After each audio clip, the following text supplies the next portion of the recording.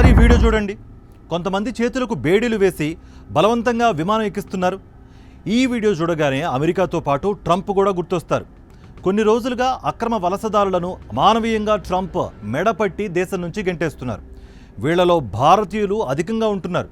మీరు చూస్తున్న వీడియోలో ఉన్నది కూడా అక్రమ వలసదారులే. అయితే వీళ్ళు అమెరికాలో చొరబడలేదు. యునైటెడ్ కింగ్డమ్లో ఉంటున్న ఇమిగ్రెంట్స్ తమ దేశంలో అక్రమంగా ఉంటున్న వారిని తరిమేసే విషయంలో యూకే కూడా అమెరికా పాలసీనే ఫాలో అవుతోంది. అందుకు ఈ వీడియోనే లైవ్ ఎగ్జాంపుల్. ఉన్నత చదువుల కోసమో ఉద్యోగాల కోసమో అమెరికాతో పాటు యూకే, కెనడా వెళ్లే భారతీయులు తప్పకుండా చూడాల్సిన వీడియో ఇది. చివరి వరకు చూడండి. ఇమిగ్రేషన్ విషయంలో కొన్ని దేశాలు ఎలా వ్యవహరిస్తున్నాయో మీకే అర్థమవుతుంది.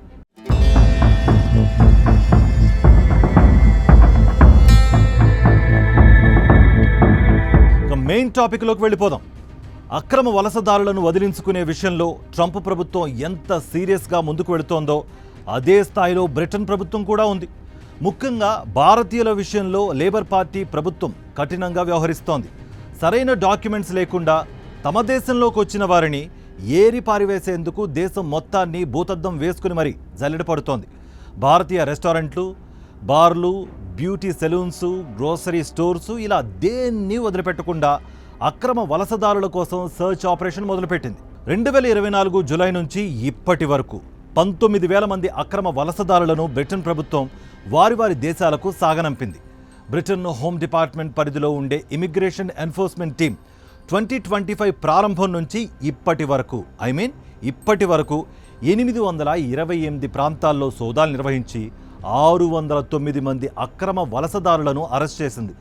తమ దేశంలో అక్రమంగా ఉండే ప్రజలను గుర్తించే కార్యక్రమం యూకే ప్రభుత్వం నిరంతరం కొనసాగిస్తూనే ఉన్నా కూడా అమెరికాలో ట్రంప్ అధికారం చేపట్టిన తర్వాత నుంచి లేబర్ గవర్నమెంట్ దూకుడు పెంచింది. అమెరికా ట్రీట్ చేస్తున్నట్లే ఇల్లీగల్ ఇమిగ్రెంట్స్కు బేడీలు వేసి మరీ విమానాలు ఎక్కిస్తోంది. కావాలంటే ఓసారి ఈ వీడియో చూడండి. యూకే హోమ్ ఆఫీస్ అఫీషియల్గా రిలీజ్ చేసిన ఈ వీడియో చూస్తే అసలు విషయం మీకే క్లియర్ కట్గా అర్థమవుతుంది. అక్రమ వలసదారులు యూకేలోని అన్ని విభాగాల్లో తిష్టవేసినట్లుగా అక్కడి ప్రభుత్వం చెబుతోంది. అయితే రెస్టారెంట్లు, take away places, food courts, tobacco ఇండస్ట్రీస్లో అక్రమ వలసదారులు పెద్ద సంఖ్యలో ఉద్యోగాలు చేస్తున్నట్లుగా ఇమిగ్రేషన్ డిపార్ట్మెంట్ గుర్తించింది. వీళ్ల భరతం పట్టడమే తమ పని అని చెబుతోంది. ప్రాణాలు లెక్క చేయకుండా తమ దేశంలోకి అడుగుపెట్టి జీవితాలను నాశనం చేసుకోవడమే కాకుండా తమ దేశ ఎకానమీకి కూడా ఇల్లీగల్ ఇమిగ్రెంట్స్ పెద్ద సవాల్గా మారారని అక్కడి ప్రభుత్వం వాదిస్తోంది. అందుకే ట్రంప్ బాటలో నడుస్తూ వలసదారులపై ఉక్కుపాదం మోపుతోంది. తమ చట్టాల నుంచి ఎవరూ తప్పించుకోలేరని హెచ్చరికలు కూడా జారీ చేస్తోంది. సరిహద్దులు దాటి అక్రమంగా తమ దేశంలో అడుగుపెట్టే వారిపై కఠిన చర్యలు తీసుకునేలా కొత్త ఇమిగ్రేషన్ బిల్లును రూపొందించింది. మొన్న అమెరికా, నేడు బ్రిటన్, ఆ తర్వాత ఆస్ట్రేలియా, కెనడా. ఏ దేశమైనా కావచ్చు. ఇల్లీగల్ ఇమిగ్రెంట్స్ విషయంలో గతంలో లాగా చూస్తూ ఊరుకునే పరిస్థితులైతే ఇప్పుడు అట్ ప్రెజెంట్ లేవు. స్కిల్డ్ మ్యాన్ పవర్ తమ దేశాలకు అవసరమని చెబుతూనే అక్రమంగా వస్తామంటే మాత్రం సహించేది లేదు అంటున్నాయి ఆయా దేశాలు. అందుకే విదేశాలకు వెళ్లాలనుకుంటున్న భారతీయులు ఈ విషయాలను సీరియస్గా తీసుకోవాలి. చదువుకోవడానికి, ఉద్యోగం చేయడానికి అమెరికా, యూకే లాంటి దేశాలకు వెళ్లే భారతీయులు ఆయా దేశాల ఇమిగ్రేషన్ విధానాలను ఖచ్చితంగా పాటించాలి. అక్కడి చట్టాలు ఏం చెబుతున్నాయో తెలుసుకోవడం అత్యంత అవసరం.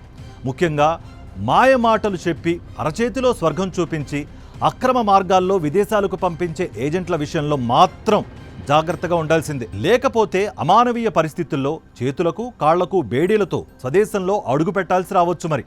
So follow the rules, fulfill your dreams. This is Karthik signing off.